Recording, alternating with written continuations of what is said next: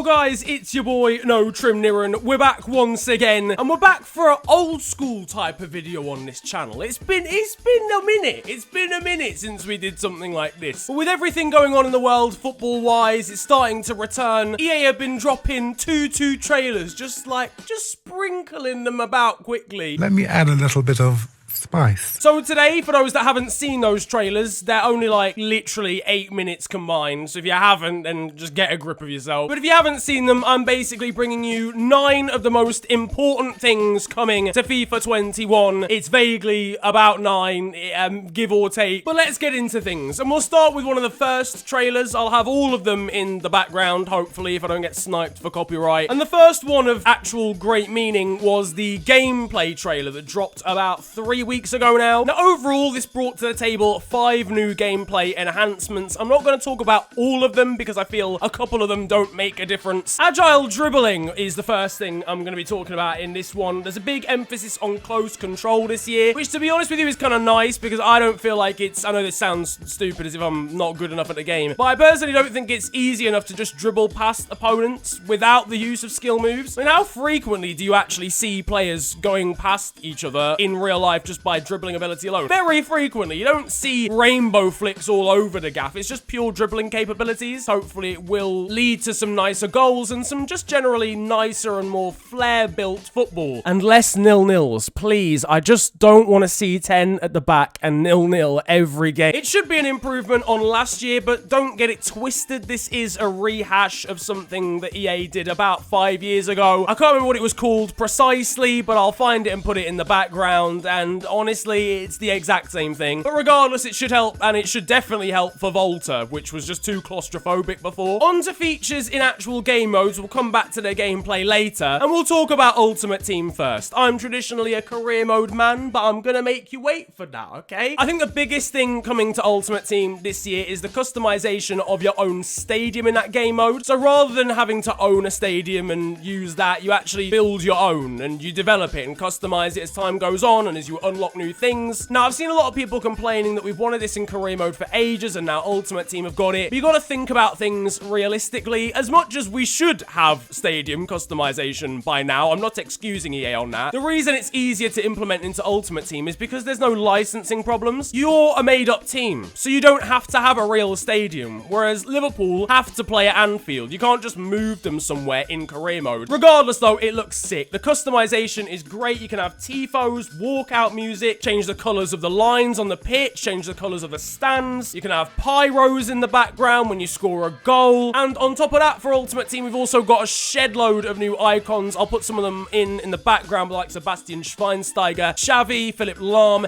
Eric Cantona is the big main one. He was the one that was sort of announced right at the start. There's more icons / legends than you could shake a stick at these days. I don't think there's a single player in the last 50 years who doesn't have one at this stage. Overall, though, pretty decent additions to Ultimate Team. There were a couple of more little ones as well, like co-op Ultimate Team, where you can play with a friend and earn rewards together. Then we get on to career mode, my domain, the people's domain. All of you lot, realistically, given I started off as a career mode channel, probably care about career mode the most. And I'll be real, it was pretty good. I'm not gonna lie. Listen, I'm an EA game changer, technically speaking, but I haven't been invited to anything in time, so please don't worry, this is not a biased opinion, but genuinely, a lot of the new features look nice. We'll go into them in a little bit more detail, though. First of all, and at number 4 of the things overall coming to FIFA 21, we've got new match simming. It's basically visual sim from the olden days. If anyone is old enough to have played FIFA on PlayStation 2 back in 05, 06, 07, or maybe 08, I think it was taken out after that game, then you'll know that instead of having the simulation in career mode like you do now, so instead of playing the match, you press on sim match, you're not like locked out of the game like you are now. You are instead able to jump in whenever you like. If your team is losing, for example, after an hour, you can jump into the game and play the remaining half an hour. That is something now that has been implemented on a slightly grander stage, a bit more reminiscent of Football Manager. You got match ratings and you can change tactics and make substitutions during the game rather than just watching the AI do it for you. But then the really big thing that I think is going to be the revolutionary change for career mode this year is the new training system. It's split into a number of variants here, but But we'll first of all talk about position training. It's pretty much what it says on the tin. You can now train players to be different positions. To quote the trailer, you can now convert your marauding fullback into a winger. It uses the example of Trent Alexander-Arnold. When everyone's talking about this being, oh, we're just copying FM, we've all been asking for features that are in FM for years. So back to the training though, and you can now have development plans for players. Now this is if you want to start playing in a certain style. You might want to train the whole team in certain attributes over a long period of time rather than having to set it week by week in the current training system. Or if you just think a player is severely lacking in a certain area of their game, you can set up proper plans for them. And that then keys into the active training schedule, which if you want a comparison is kind of like the FM's calendar system, where you just put in training slots and you can get your whole team training together. You can play those training slots and you get like the skill games that are the entire squad of 11 or whatever. And the key attribute that's been birthed out of this is match sharpness, which again is something that features in Football Manager. It's basically a number that shows how close to their overall peak a player is going to play in the next game. So say you've got a player who's 90 overall, but they've only got 75 match sharpness. They're probably only going to play to about 3/4 of the best of their ability. The kryptonite for career mode, again, is going to be whether it's entertaining. Do I want to sit down and actually play this game versus the AI? Because for the last 2 years, especially on FIFA 20, I have not had a single ounce of me that has wanted to play against the CPU for fun. So they can put all the features in the world in. If it's not entertaining to play, I won't be playing it. But props to EA so far. What they've done is really good. On the flip side, we have pro clubs coming in at number 6 and what they've added, which is pretty much nothing. If you want to enjoy a man having a breakdown on social media, then I highly suggest following JCC right now, because as a pro clubs pioneer, this is a very frustrating time to be alive. Once again, the potential of this game mode is being just thrown into the wilderness. The only things they've done are enhance tactics a little bit and then also introduce AI customization, so your bots aren't necessarily Derrida with the stock standard face and tucked in shirt. Everyone's gonna have a pink afro and they're all gonna have names that revolve around Adam Johnson. Obviously, I'm not massively qualified on pro clubs and what the community wants overall, but certainly a feature that jumps back into games once you've been disconnected, resolving the bugs that see attacking midfielders getting 2.1 ratings every game, some kind of events that you get in Ultimate Team that bring players in weekly or something. But what they've done for that game mode specifically is very lazy. I'm giving it a 1.5 out of 10. Back to the gameplay stuff that I talked about when it came to career mode though now. We had agile dribbling. We've now got better and more creative run making. Now I know this is one of them very throwaway statements that they usually make and they say, oh, this is really good, and then it comes down to it and it hasn't really changed from the game before. But if this is actually a thing and they have made run making a lot better, then that will really enhance the experience of the game, because I play FIFA now, especially against the CPU offline, and the rest of my team is just stood still. That would never happen in real life. There's no staticness in football in real life. Everyone's always moving, always trying to find a run, and it's just not the case on FIFA 20. It's so dull for that reason. Another gameplay addition is a better collision system, which should lead to less scrambles and free-for-alls in the middle. Theoretically, this should lead to less of those disgusting goals where the ball's pinged about for 16 whole minutes of the game and then ends up nestling in the bottom corner off your defender's shin. Theoretically speaking, though, we always get goals like that. We always get games like that. If that is genuinely a thing, again, that's a step in the right direction from EA. But then the final one is a lot more intriguing and a lot more mysterious, and to me, a lot more confusing. And it's the replay button on kickoff. Now, if you don't know this, it was kind of hidden. I'm not gonna lie, I didn't see many people talking about it because they just chucked it in stealthily right at the end of the gameplay trailer. But basically, they've made a feature supposedly just for kickoff, which if that is the case, I don't mind because I don't care, because I don't play that game mode. But supposedly, it's a feature where if you get something wrong, say you have a shot and it hits the bar, you can rewind time and take the shot again and try and score. Now, I don't know whether you're limited to a certain amount per game but it's just a bit odd to me because it's definitely something that nobody has ever asked for ever in history. But that is it. Those are your 9 best things, in my opinion, that are coming to FIFA 21. Game mode-wise, apart from pro clubs, I'd say they've actually done a really good job. Like, features-wise, for career mode, they've done well with that, I think. Gameplay-wise, if what they've said they've done is true, then that's good. Overall, I'm still very pessimistic,